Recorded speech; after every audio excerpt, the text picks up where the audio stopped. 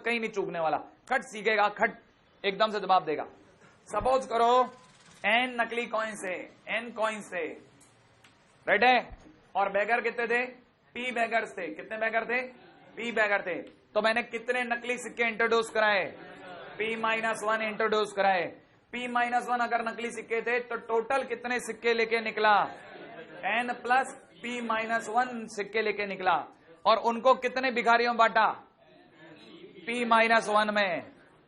आखिरी तो वैसे ही चला गया, अरे जो आखिरी बचा वो तो पीवा बेगर ले गया, नहीं आया। कहानी पकड़ में, मैंने बांटने तक किसमें दिमाग लगाया, आखिरी सिक्के तक दिमाग लगाया, आखिरी नकली सिक्के तक दिमाग लगाया, और बाकी जो बच गया वो सारा का सारा दे दिया। इसका मतलब मैंने पार्टीशन कितने करे, p-1। और ये जो है ना, ये कहलाता है बेगर्स मेथड। अब जरा इसकी थ्योरी लिखते हैं, ठीक है। थ्योरी क्या कहती है वो सुनना। Number of veg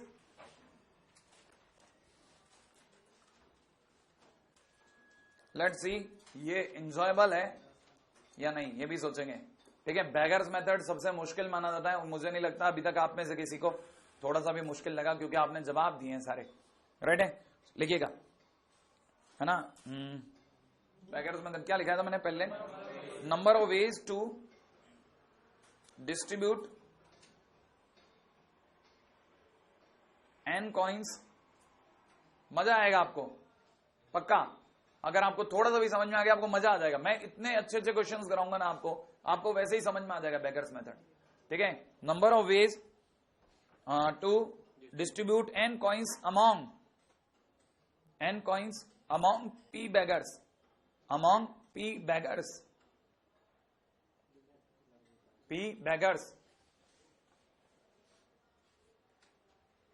is n plus p-1 cp-1।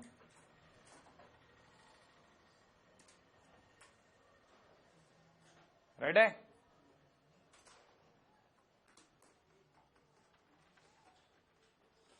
Bracket में लिखिएगा नन वन और मोर, ब्रैकेट में लिखिएगा नन वन और मोर। कितने लोगों को याद है नन वन और मोर का मतलब, किसी एक भिखारी को नहीं भी मिलेगा तो वो मुंह फुलाएगा, लेकिन इससे ज्यादा कुछ नहीं कहेगा, दुनिया को तो ये बोलेगा बट्टा था भाई, ठीक है ना। नन वन और मोर लिख लिया, हाँ भाई। अब सेकंड पॉइंट लिखिएगा एक्सप्लेनेशन, सेकंड पॉइंट लिखिएगा एक्सप्लेनेशन। एक्सप्लेनेशन में आइएगा, लिखिएगा introduce p-1, introduce p-1 fake coins, introduce p-1 fake coins, p-1 fake coins in n coins, introduce p-1 fake coins in n coins, ठीक है। hence total number of coins are कितने हो गए, n plus p-1, hence total number of coins are n plus p-1,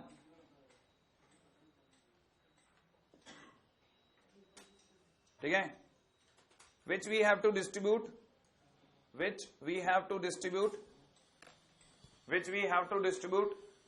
in p-1 beggars,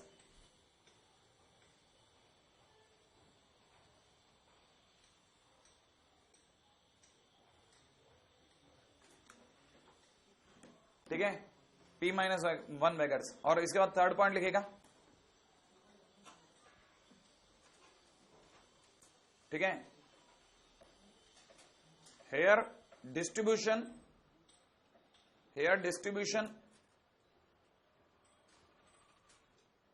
among p-1 beggars,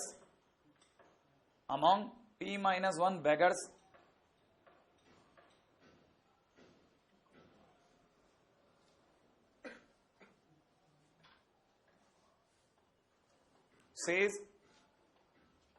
that SAYS says, है ना, says that pth beggar, ठीक है। pth beggar का मतलब ऐसे pth beggar, जो पीवा beggar है ना, says that pth beggar will get all the coins left behind. Red भाई, all the coins left behind. जो पीवा बेगर है ना वो हमेशा क्या निकालेगा, जो बच गया ना वो सारा का सारा लेके जाएगा, इसलिए आपका डिस्ट्रीब्यूशन सिर्फ P-1 बेगर तक होगा। राइट है, ये तो हुआ नन वन और मोर। ठीक है, अब फोर्थ पॉइंट पे, चौथे पॉइंट पे डालिएगा। ठीक है ना, when at least one coin, when at least one coin, each beggar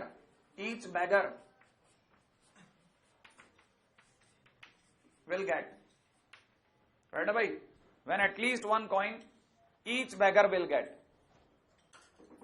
कहानी पकड़ी आपने, at least one coin each beggar will get। ये क्या कहानी है? ये कहानी बहुत सिंपल है ना साहब। अगर मान लीजिए हमारे पिछली वाली कहानी में क्या लफड़ा था, पिछली वाली कहानी में ये लफड़ा था, किसी को अगर कुछ नहीं मिला तो वो जाएगा, लेकिन दुनिया को तो ये कहेगा कि भैया हमारे को तो बट्टा था, भले 0 बटा हो।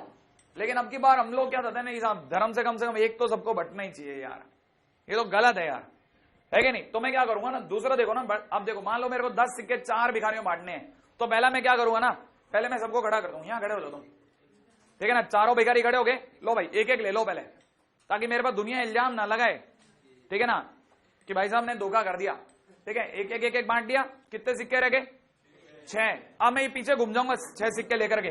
ठीक है, घूमूंगा और पीछे की तरफ क्या हरकत करूंगा, फिर से वही 3 नकली वाले सिक्के उन 6 सिक्कों में डालूंगा,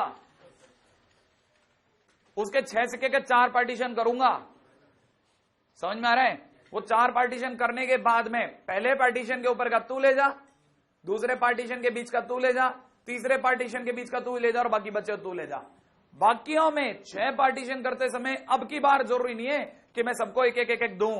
हो सकता है किसी को कुछ ना मिले, लेकिन अगर किसी को कुछ भी नहीं मिला तो भी एक तो सबको पहले ही बढ़ चुका है। कहानी पकड़ में आई कि नहीं आई? इसका मतलब आपकी बार पार्टीशन का स्टाइल देखो। आप जरा इसी चीज को N और P के धर्मों में देखो। मेरे पास कितने सिक्के? N। सामने कितने भिखारी? P। मैं पहले क्या कर दूंगा, P भिखारियों में सिक्के बांटूंगा एक एक। कितने बट गए? P। मेरे हाथ में कितने रह गए? N-P। मेरे हाथ में N-P सिक्के दिख रहे हैं सबको? मैंने N-P सिक्के ले लिए भाई। N-P सिक्का के लिए P भिखारी सामने खड़े हैं, मैं कितने पार्टीशन इंट्रोड्यूस कराऊं? P-1। तो N-P plus P-1 total fake coin हुए, टोटल कॉइन हुए। अरे अरे अरे अरे सर ये तो कट रहा है, तो कट जाने ना, अपने घर से क्या जा रहा है? N-P सिक्कों में मैं P-1 नकली सिक्के डला रहा हूं। अब टोटल सिक्के मेरे हाथ में N-P प्लस P-1 है, उनको मैं कितने भिखारियों बांटूंगा? P-1 भिखारियों बांट दूंगा, तो C-P-1। कहानी पकड़ में आई? इसका मतलब हो गया N-1 C-P-1। These are the number of ways when I'll distribute at least one coin to each beggar। तो लिखिएगा number of veg, fourth point में लिखिएगा नंबर ऑफ वेज। इसको तो आप अंडरलाइन कर देना, ठीक है ना? लिखिएगा number of veg when each beggar will get, हाँ भाई, when each beggar will get at least one coin is equal to में ये लिखना आप N-P P-1। ठीक है, यहां पे बाजू में लिख देना एक एक बांटने के बाद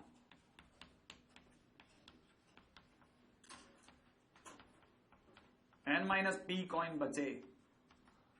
ठीक है ना, मतलब इतना स्पेस रखना कि छोटा छोटा लिख सको। ठीक है, प्लस ये P-1 क्या है? नकली कॉइन इंट्रोड्यूस, नकली coin introduce. C P-1, P-1 beggars में बांटे।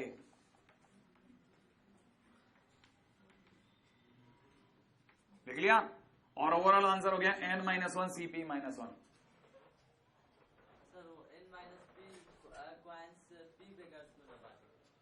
हाँ बांट रहा हूं ना, लेकिन P बेगर्स में बांटने के टाइम में P-1 में बांटते हैं। लास्ट वाला जो बचता वो तो वैसे ही चला जाता ना, इसीलिए।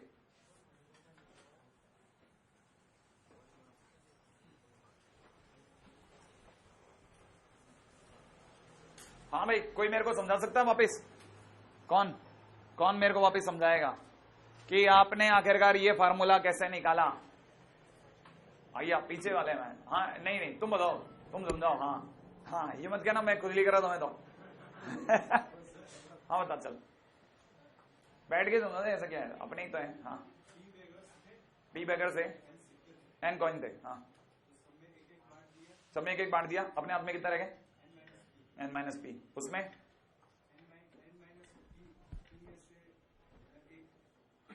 एन माइनस पी को पी माइनस वन में बांटना है।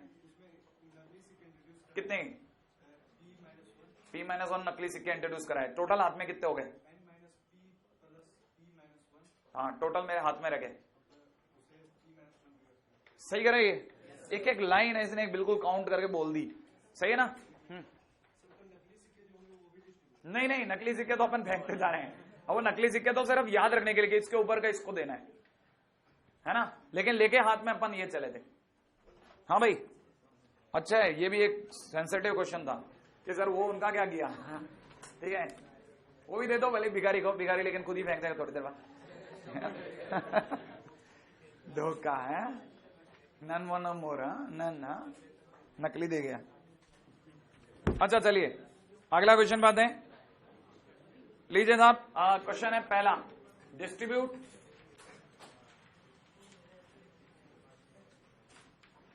10 identical balls